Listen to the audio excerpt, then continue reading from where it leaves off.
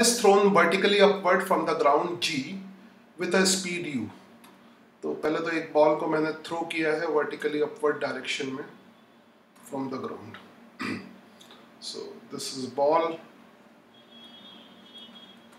इसको upward direction में u से थ्रो किया है और ये ग्राउंड है.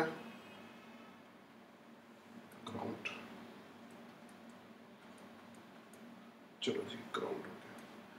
With speed u it reaches a point b at height h lower than the maximum height. तो ये कहीं पर h हाइट पे पहुंचता है जो कि मैक्सिमम हाइट से कम है.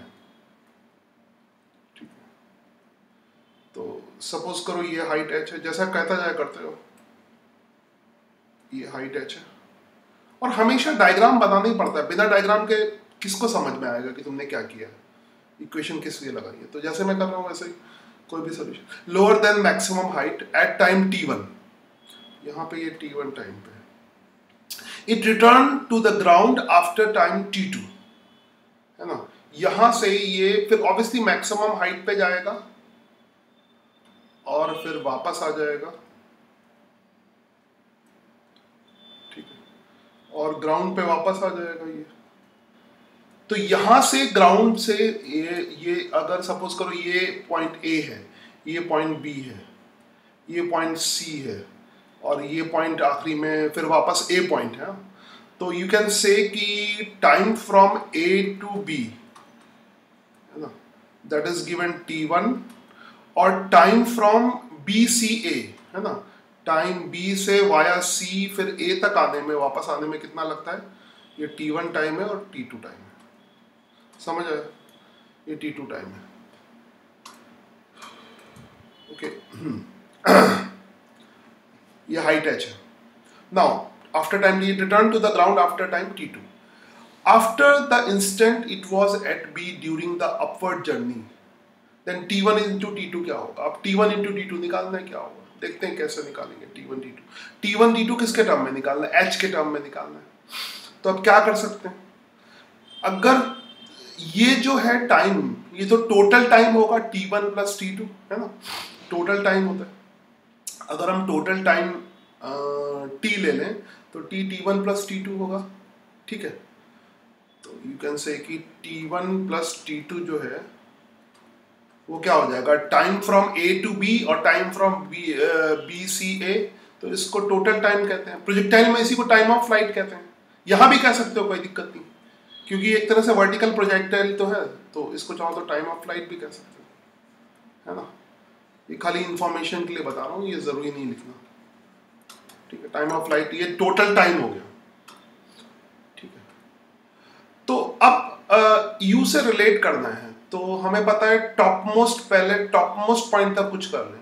हमें पता है कि टॉप मोस्ट पॉइंट पे वेलोसिटी 0, वही सब जो करते आए वही करो, वही कोशिश करो लगाने की.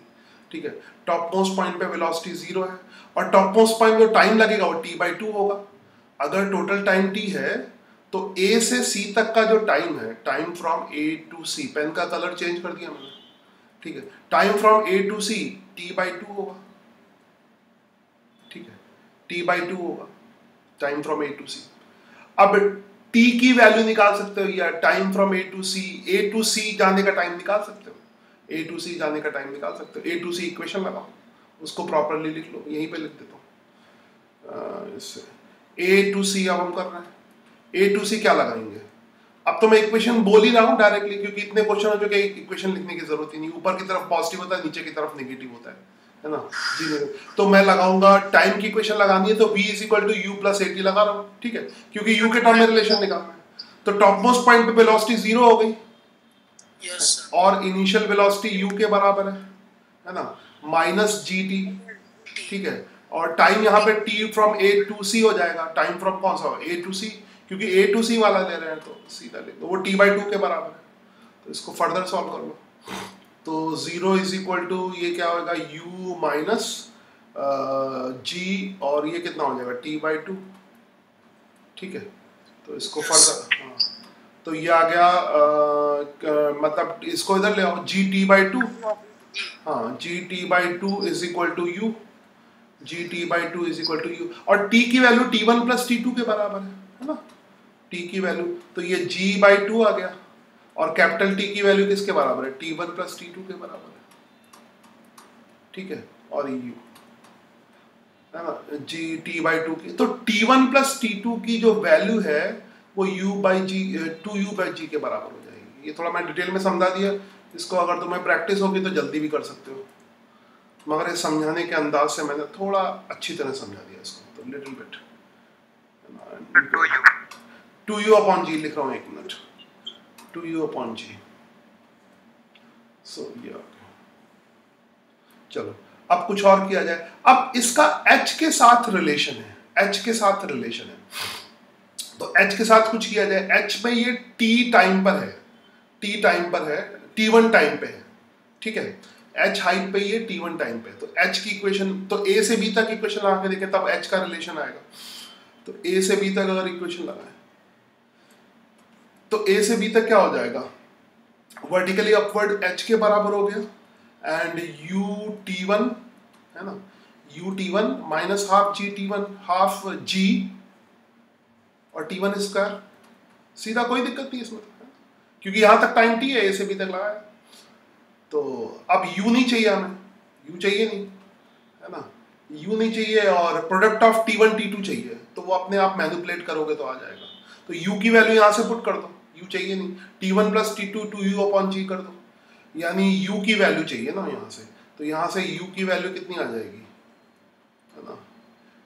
सर वो तो ऊपर ही आ गई है लास्ट टू सेकंड स्टेप में, क्या, हाँ वेरी गुड, समझदार हो। ये स्टेप मैंने फालतू लिखा, तो इस स्टेप को मैं मिटा देता हूँ फालतू में, ये स्टेप ना भी लिखो तब भी काम चल जाता है ना। खैर u की value g/2 t1 plus t2 है, तो u की value g/2 t1 plus t2 है, g/2 t1 प्लस t2 है, और एक t1 इसके साथ मल्टीप्लिकेशन में है ना, ठीक है, minus half g t1 square, तो बस जो भी है, तो ये आ जाएगा g t1 square by 2, multiply कर दो g t1 स्क्वायर बाई 2, और ये आ जाएगा g t1 t2 बाई 2 ना, t1 मल्टीप्लाई हो t1 t2 by 2 minus half g t1 square. तो ये कितना हो गया भैया, तो ये g t1 स्क्वायर और h इज इक्वल टू कितना हो गया, कैंसिल हो जाएगा, ये तो कैंसिल हो गया, बस आ गया, ये तो हट गया, g t1 स्क्वायर ये तो कैंसिल ही हो गया, 2h/g आ रहा है, बस वही है, ठीक है। t1 t2 कितना आ रहा है, 2h अपने आप ही आ जाएगा, t1 into t2 is equal to 2h/g, ठीक है, तो वो देख लो। चलो